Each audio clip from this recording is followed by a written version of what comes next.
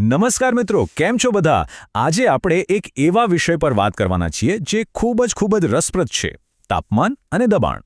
ખાસ કરીને જો કોઈ આઈટીઆઈમાં ભણતું હોય અથવા કોઈ પણ ટેકનિકલ કામ સાથે જોડાયેલું હોય તો આ સંબંધ સમજવો એ તો એકદમ જરૂરી છે. તો ચાલો આજે આને બિલકુલ સહેલી ભાષામાં સમજી લઈએ. સારું, તો ચાલો આખી વાતને એક સાવ સહેલા સવાલથી શરૂ કરીએ.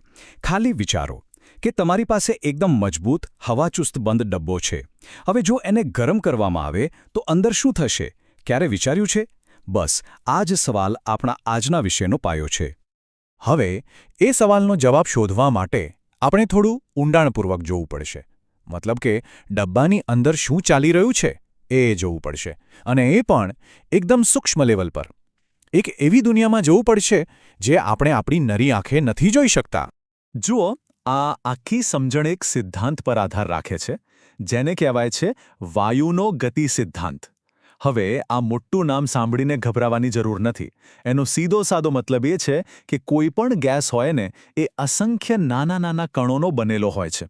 અને આ કણો છે ને એ ક્યારેય શાંતિથી નથી બેસતા. સતત આમ તેમ દોડાદોડી કરતા જ રહે છે. જાણે મેળામાં ભીડ હોય ને, લોકો આમથી તેમ ફરતા હોય, બસ એના જેવું જ. અને આ જ દોડાદોડીને કારણે શું થાય? આ બધા કણો જે પણ ડબ્બામાં કે પાત્રમાં હોય ને, એની દિવાલો સાથે સતત અથડાયા કરે છે, ટકરાયા કરે છે. અને આ જે સતત અથડામણ થાય છે ને, બસ એને જ આપણે દબાણ કહીએ છીએ. સિમ્પલ. ઓકે, તો અત્યાર સુધી બધું બરાબર હતું. પણ હવે આવે છે અસલી મજા. ચલો આ આખી સિસ્ટમમાં આપણે ગરમી ઉમેરીએ, એટલે કે એને હીટ આપીએ. અને બસ અહીંથી જ આખો ખેલ શરૂ થાય છે. જુઓ, જેવી આપણે ડબ્બાને ગરમી આપીએ છીએ એટલે તરત જ એક ચેઇન રિએક્શન જેવું શરૂ થઈ જાય છે. પહેલું સ્ટેપ શું? ગરમીની જે એનર્જી છે એ સીધી અંદરના ગેસના કણોને મળે છે. અને જેવી એમને આ એનર્જી મળે એટલે એ કણો જાણે સુપરચાર્જ થઈ જાય છે. એકદમ ફાસ્ટ અને વધારે જોશથી આમ તેમ ભાગવા લાગે છે. તો હવે વિચારો, કણો પહેલાં કરતાં વધુ ઝડપથી ભાગી રહ્યા છે, વધારે જોશથી અથડાઈ રહ્યા છે. તો એનું પરિણામ શું આવશે? એકદમ સીધી વાત છે, દબાણ વધશે.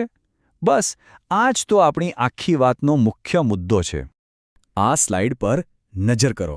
અહીંયા આખી વાત એકદમ સ્પષ્ટ થઈ જશે. આપણે બે પરિસ્થિતિની સરખામણી કરી છે. જુઓ, એક બાજુ છે નીચું તાપમાન. ત્યાં શું થાય છે? કણો એકદમ આરામથી ધીમે ધીમે ફરે છે.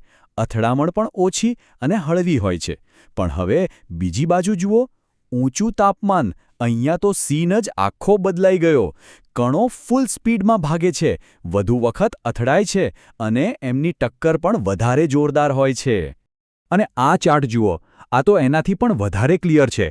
અહીં સ્પષ્ટ દેખાય છે કે જેવો તાપમાનનો બાર ઉપર જાય છે એની સાથે જ દબાણનો બાર પણ ઉપર જાય છે. એક વધે તો બીજું પણ વધે. આને જ કહેવાય સીધો સંબંધ. તો ટૂંકમાં આખી વાતનો સાર શું નીકળ્યો? બે કારણો છે. એક, અથડામણ પહેલાં કરતાં વધુ વખત થાય છે. અને બીજું, દરેક અથડામણ પહેલાં કરતાં વધુ તાકાતવાળી હોય છે. બસ આ બંનેની ભેગી અસરને કારણે જ અંદરનું પ્રેશર વધી જાય છે. તો આજનો સૌથી અગત્યનો મુદ્દો શું છે? બસ આટલું યાદ રાખવાનું છે. તાપમાન ઉપર જશે તો દબાણ પણ ઉપર જશે. સીધી વાત. અને એનાથી ઉલટું પણ એટલું જ સાચું છે. જો તાપમાન નીચે આવશે તો દબાણ પણ નીચે આવશે. બસ આટલી સિમ્પલ વાત છે. સારું, અત્યાર સુધી આપણે આ સિદ્ધાંતો સમજી લીધો. પણ મનમાં સવાલ થાય કે આ બધું જાણવાનો ફાયદો શું? આ બધી વાતો ખાલી ચોપડીમાં જ કામ આવે કે પછી આપણી રોજિંદી જિંદગીમાં પણ એનું કોઈ મહત્વ છે?